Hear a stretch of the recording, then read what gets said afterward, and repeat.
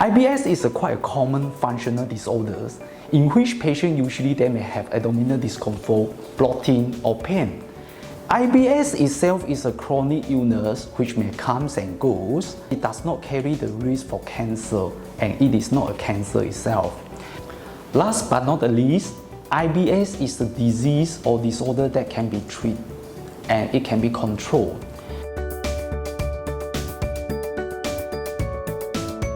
Irritable bowel syndrome or IBS is one of the commonest cause of visits to the hospital or clinic. As a gastroenterologist, every day is impossible for me not to see a patient with IBS symptoms.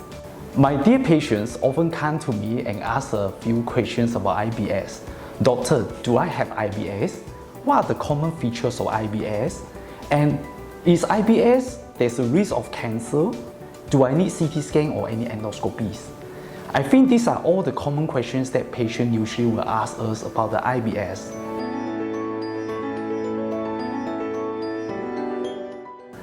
A lot of factors can lead to the IBS symptoms. For example, there's a change in the recent environment or the routine or certain diets or caffeine or even smoking alcohol.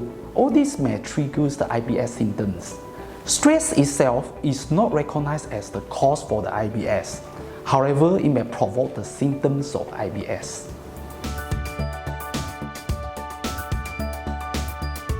There are few foods or drinks that may lead to the IBS symptoms. For example, like caffeine, like coffee, tea, soy product, smoking, alcohol, and certain vegetables like cabbage, cauliflower. All these may provoke the GI symptoms or IBS symptoms. Until now, we do not have a cure, 100% cure in the IBS. And most important, it is chronic, but it won't kill and it is not a cancer. Proper explanation to the patients is a very important treatment in IBS. So explanation is the number one, and then followed by dietary dairy, which is very important.